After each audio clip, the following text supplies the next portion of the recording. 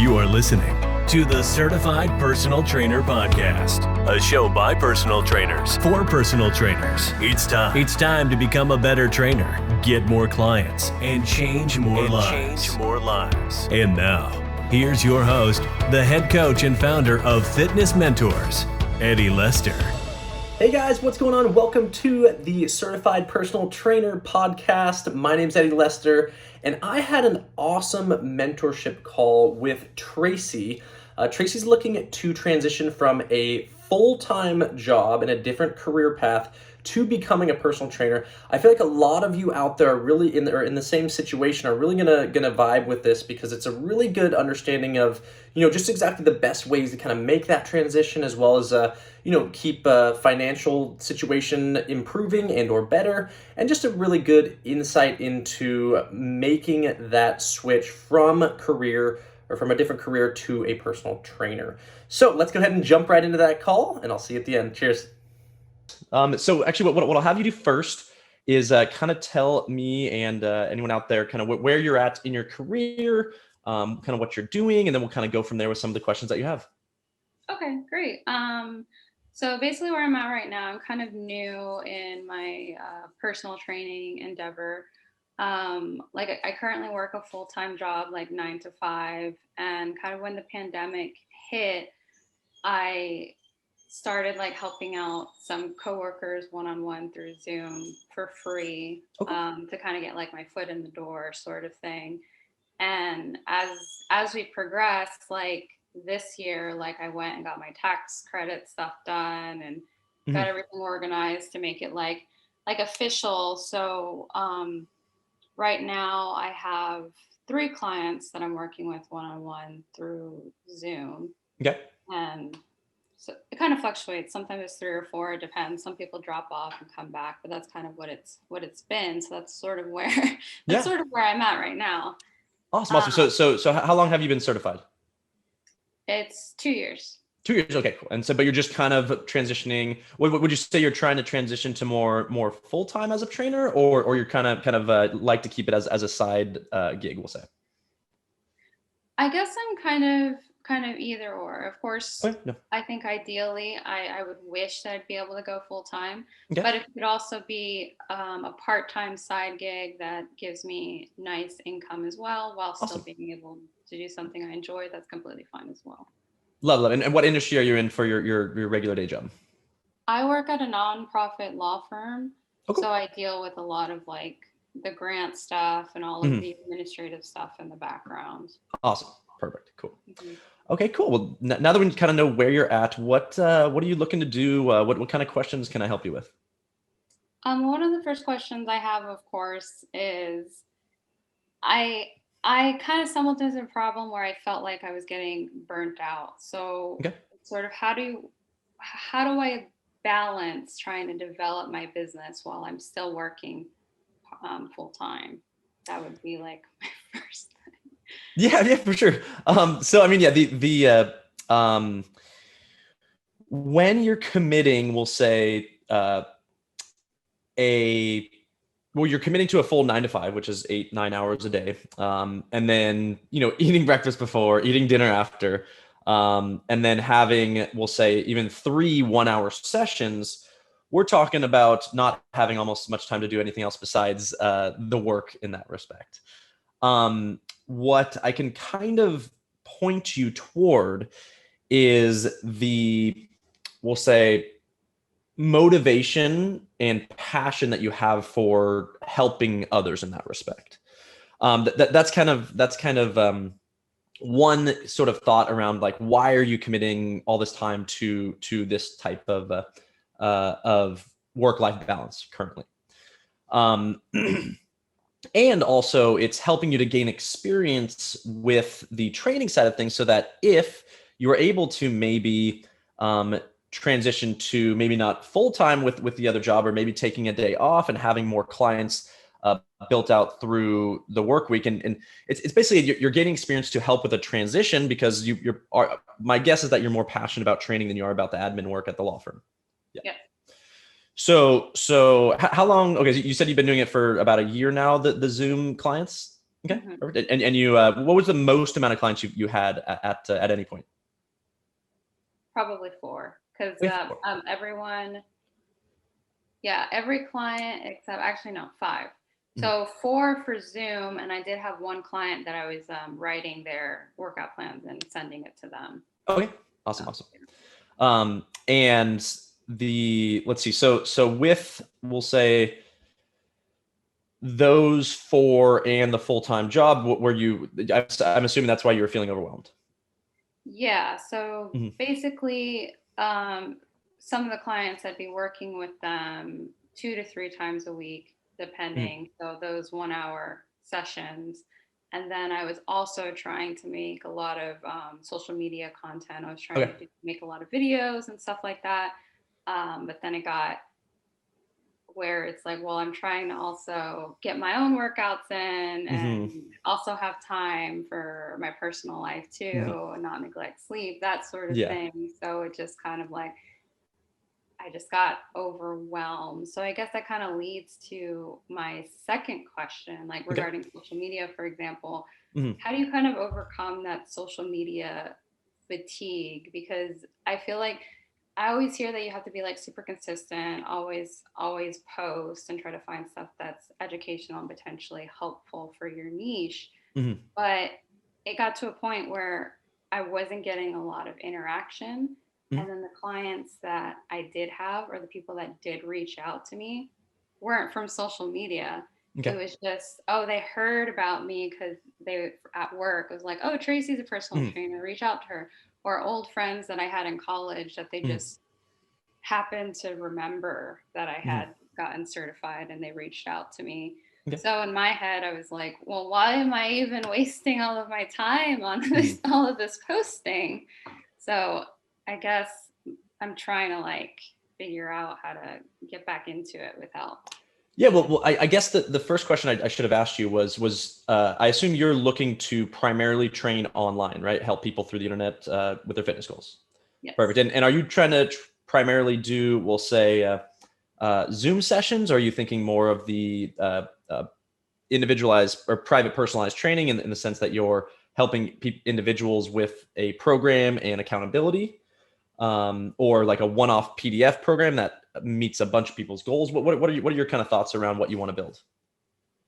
So I have considered those 3 options together since I Mhm. finished your course. Yeah, the online personal trainer course. Yeah. Awesome. Yeah.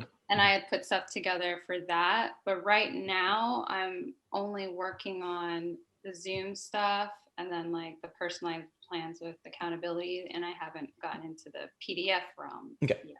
I see. So, well, the initial, we'll say, or comment that you had about word of mouth, that is extremely common to be your best source of referrals, as a personal trainer in general, because what you do is that you give someone a great experience and they recommend you. That's for the most part of the personal training industry, that is the most common way to get new clients, is just referrals. So that is definitely something that you will say can ask for from your clients to get more clients, as well as just something that's going to come without a lot of effort or work, besides you're taking care of your clients like you do very well currently.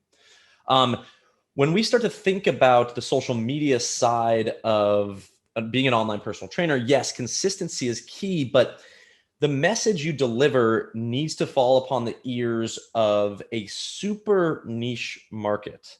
I know that you've gone through our course, so you have an idea of what your niche is. What exactly is it?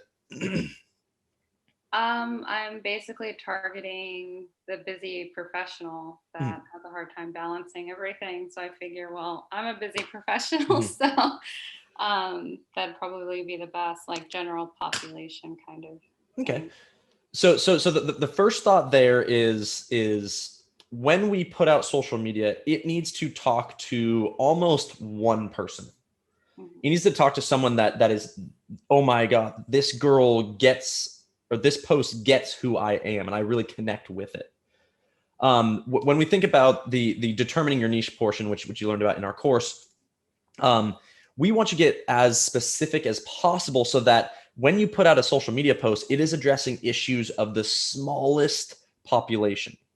It would not, we'll say size wise, but the smallest individuals, people that have similar interests. So when you say busy professionals, there's, we'll say, 50, 60 million business professionals that are busy in the nation. But you putting out a piece of content that relates to male business professionals looking to regain, their 20s physique is going to be a way different post than a busy female professional that has kids that is, looking to reduce her, we'll say post baby body or like to improve her post baby body. So the niche becomes super specific about the content that you put out. Oftentimes what I see is the content that's being put out, if it's not specific enough, it's kind of just falling upon a lot of people that are like, oh, okay, like that's a good tip. And there's not a lot of connecting going on. So definitely, we'll say specify your niche even more. And you probably already have a good idea of who you're currently working with, and you could probably put them into a bit of a category. Is that true? That's very true. I've noticed the trend with the people that have reached out to me. Yeah, they're busy professionals. A lot of them I work with, but a common theme is they have a lot of mobility and pain issues. Love it. So right there, you just got more specific about the type of content that you need to put out. And pain is a great one because so many people that are business professionals are sitting down all day. They're not as active. They probably still play a recreational sport that they feel like their body's aging quickly. So, like that right there can be added to your target population. Do you primarily train females or males? Primarily females, but I'm training one male. Yeah. Okay. And so that's where, the specificness can get even more granular in the sense of females that are busy professionals. And it is important do they have kids or do they not have kids? Because it is a bit of a different message, because kids require so much more, we'll say, work on top of the busy professional life from their jobs. So getting that bit more specific will allow you to connect with those types of people. Also, when we start to think about where you're putting out the content, your personal network is probably pretty limited to the amount of people that are directly in your super specific niche. So when we start to think about the needs of your busy professional, what are they searching on Google? What if they joined a Facebook group? What would be the topic that would connect with this population most? Because posting your content that is, we'll say, you're trying to target the right people, you need to put it in the places where those people are. Okay. So when we think about, we'll go with an example of your busy female professional, might have pain from being an ex-athlete, or might have pain from just being inactive more lately. When we think of a Facebook group that might be in, what topics do you think they might search? What sort of groups, social groups, might they be a part of on Facebook? What do you think? Is there anything specific that stands out? I would think of like how to reduce back pain would be a very common one. So females, now you're getting even more specific. You have females that are busy professionals that have back pain. Mm-hmm. So what you did right there is now you have the content generating roadmap, like we talked about in our course, that's going to allow you to talk about the issues that exact population is dealing with. Mm-hmm. And if you search back pain groups on Facebook, there are going to be thousands of groups with millions of people in these back pain groups looking for tips about reducing their back pain. And you might even want to search or even create your own group that is or female professionals that are busy female professionals with back pain. Literally call it that and create your own group and start putting out tips around that, because when people search for groups around what they commonly are dealing with, they're going to get recommendations to join your group and putting out content in that group because you have the experience and we'll say want and passion to help those people. It's just going to slowly grow over time. And even if you get 20, 30 people in that group continuously putting out tips, you can probably start real conversations with those people that will lead to a potential client. Because and to be honest, this is where we get into most likely in your course, you also have the Facebook marketing or Facebook success for fitness professionals. Yeah. In that course, we really talk about the fact that social media, while yes, you should be consistent with content, the most important thing about that content is starting conversations. And this is really, if you're looking to grow beyond your 4 to 5 client range and really look to make this a fuller time profession, you have to get a lot more specific into the social media side of thing, of the outreach as well. If you're into these groups, you don't even have to worry about posting per se, and you're reading people's comments, and someone's going to say, hey, I'm 38, I have this type of back pain, I get this, blah, blah, blah. Your comment on their post that says, hey, I had a client that was dealing with this exact issue. She was doing some, foam rolling and hip flexor stretches that really helped to loosen up that area. Give it a try, or then create a YouTube video for that exact question that is answering her exact issue. And when you start to see all the questions that are being asked in these groups, you can start to create small YouTube videos or instructional videos that you can put on your female back pain YouTube channel. So you start to get the commitment that it takes, but also the specificness in nature that would lead to a consistent client flow. Now, and I see that is going to take time, and it's going to take work, and it's going to take effort. So going back to your first question around the burnout, how can you create content easily that doesn't feel like you're burning out? And one of the things for me, for instance, in content creation, is I love getting on a Zoom call and helping people, or doing a podcast, or interviewing people. I love talking into my phone and just bringing up a quick 2-minute subject around some issue that my target population is dealing with. Mm-hmm. So when we think about the burnout, it's how can you create the simplest form of information and posts that can help your target market. So you can sit down for 30 minutes on a Saturday, pick 15 topics, talk about them for 2 minutes each into your phone, and that would create, tons of posts that are available for you to post that next week. And it would only take 30 minutes to do so. And then you just schedule it through a social media scheduler app like Hootsuite, or there's a ton of them. And then you don't even have to worry about that. But then what you do during the week is then monitor who interacts with that, we'll say, information. If you get a like, it's not your mom or your sister or something. If you get a like, reach out to them, just say, hey, thanks for liking my post. Are you currently experiencing back pain? So the conversation starting element of it is where you're actually going to get the most clients from. The posts are whatever. They're just bait to try to start a conversation. And the people that respond or reply or like your posts, every single one needs to be messaged.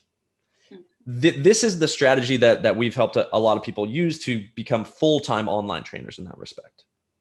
But it does take a commitment and we'll say a flow or a workflow that will allow you to, we'll say, get in the habit of doing that then becomes more consistent, and you're able to get more leads and more conversations and therefore more clients.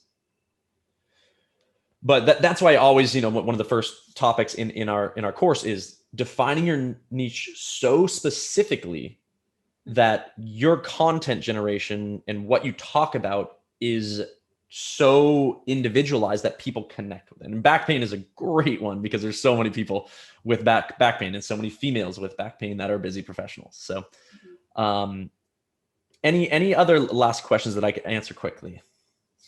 So the last question I have, I mean, they're all sort of tied together. Okay. I'm currently going through another course that's actually about specializing in functional movement. Okay. And so it's kind of with this whole balance thing with my lack of time and still trying being a new trainer, should I kind of focus more on my current clients and finishing this course rather than the prospects of new clients, or should So it be all in small doses? there's something that I meant to bring up earlier that hopefully this kind of ties into that. What is the number that you need to survive at a baseline level as far as financially? You don't have to say it here, but there's probably a number in your mind that if I can make X amount as a trainer, I can survive and either not work or reduce my hours significantly at the other job. If you have that number, your goal for however much you want to work and whatever timeline you want to set is to get to that number in your training career. And once you do that, your options around reducing burnout become significantly more open.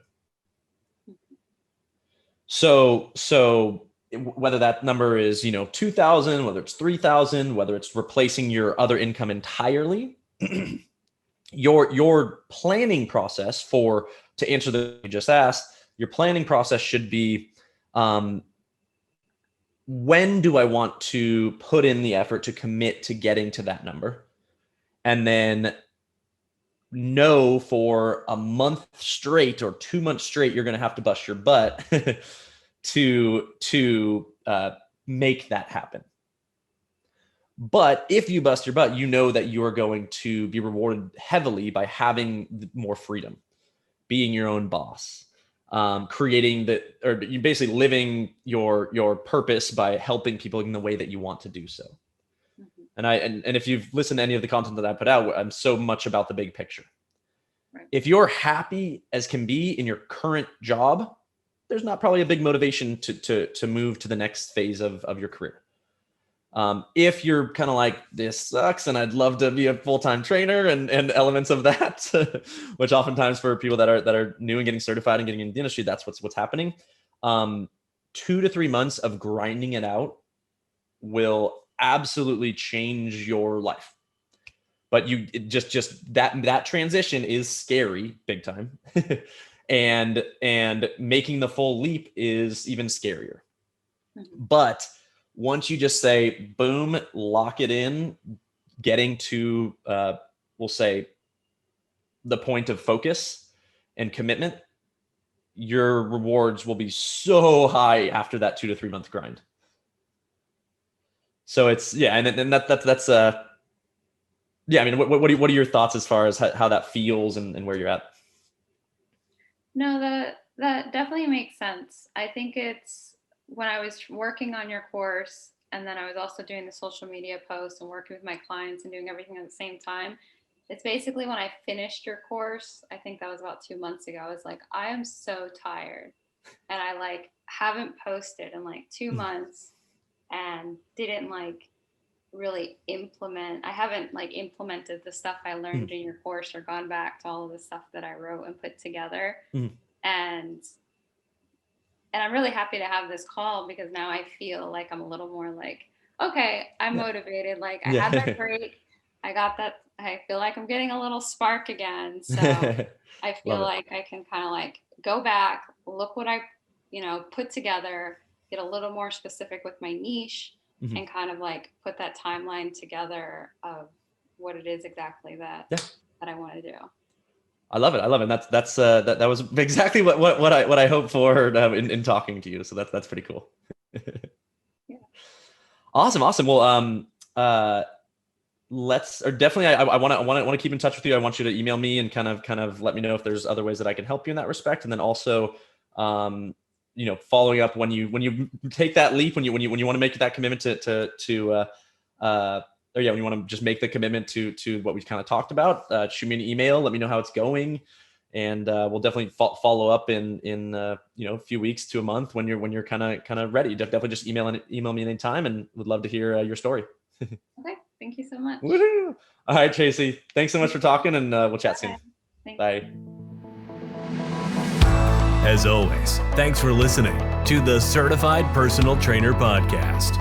You can learn more about fitness mentors at fitnessmentors.com. Be sure to share this podcast on social media. And remember, we are here to help you succeed.